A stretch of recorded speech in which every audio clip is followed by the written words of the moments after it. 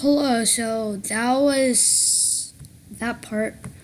So I created this ping pong game, which takes some time, but it doesn't take that much of time. But first, I'm gonna talk about the website. So I'm gonna hop onto the website, but this is just preview.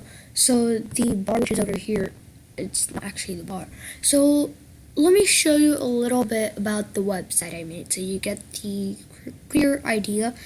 And yes, this video is not going to be on that right away because I post this on YouTube and then I had to make the Google Forms for how to create a ping pong game, the test. So I am first going to be showing you, but don't wonder why this is not there. Well, it's going to be here like 1 hour later or something, but after it's posted, by the way. So let's go on to the video, and sorry that I wasn't there actually speaking to you since my audio was bad. So let's go on to the website.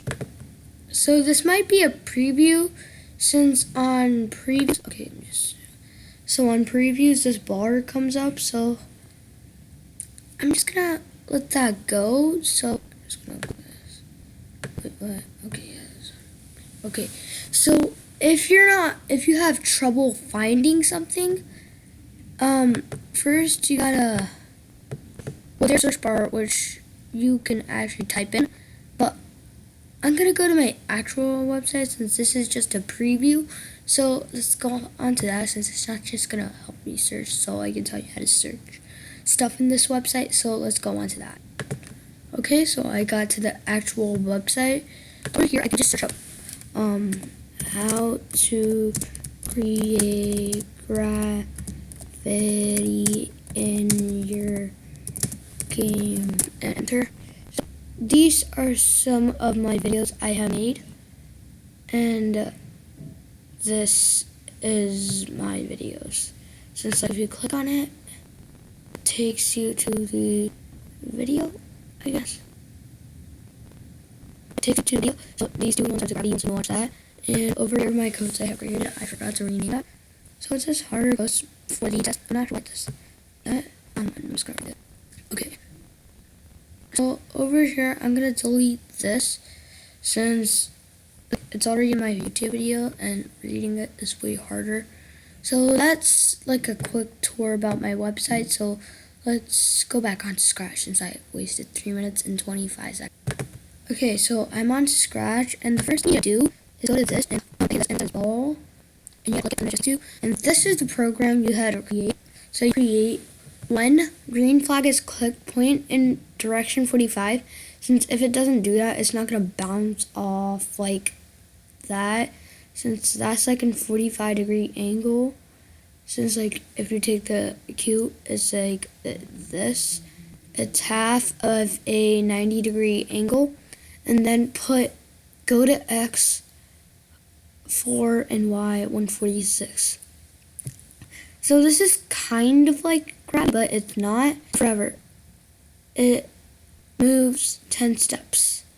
Since if it doesn't move 10 steps, it can't actually travel around. And if on edge, bounce. You want it to bounce. So this is like a forever gravity block, but it's not gravity. Well, you can use gravity, but you're just literally this one thing. That took a lot of work.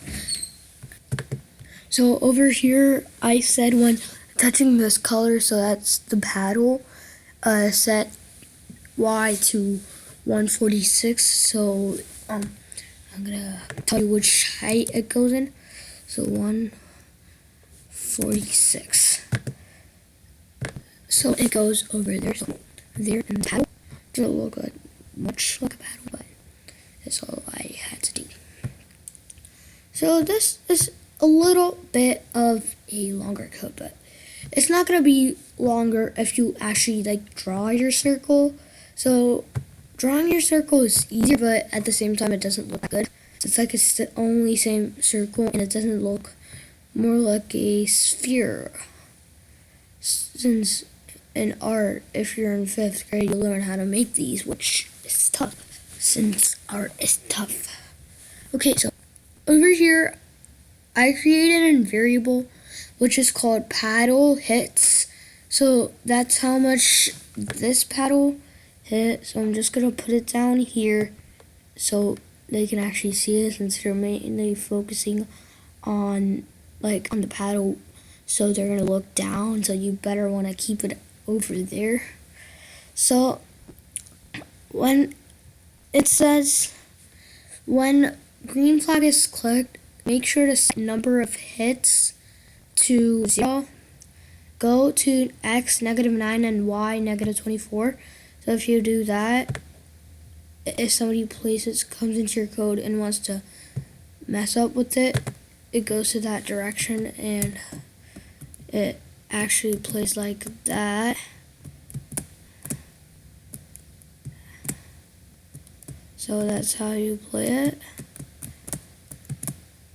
What I am going to be doing a 2-player. Players are easy. Plus, coding it is even harder. But for the coding one, you actually need the drawn one, since it's way easier. And I'm gonna be showing you how to do that one right after I'm done with this one. So I'm just gonna. Well, I don't think I need to do a double code, but I might just code it in the future. So that's how this paddle game works. But let's get to the main idea. So I usually do is use the events movement, but today I use the sand.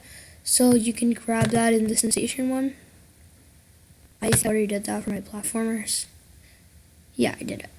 So you grab these, and these I did 5 of these. So you want to get one block and duplicate it, because it hit it over here since it bounces, but it can change direction, so it's gonna point in another view. So you need this so your paddle hits actually count.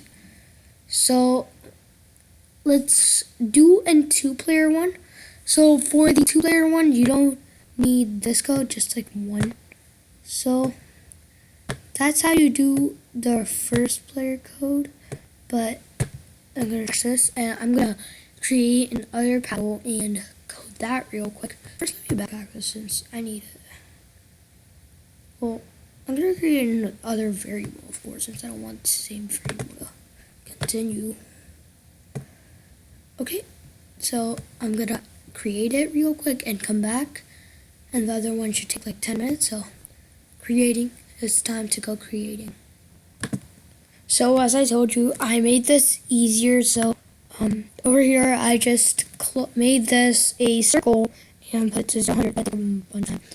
So that's it for this video, and make sure to check out my website and go to it, and there are going to be some changes. So if you're literally there when I make changes, put how to make a ping pong, since I didn't make that yet. Well, let's think about it. And why is this variable? I like variables over there. I created it right over here, since I didn't want paddle to show up. So I did another one which actually worked, but I deleted it since I don't know why paddle shows up. Since it didn't show up it's because of that. So I just figured out why it happened. So make sure to keep track on my website, and see you in the next video.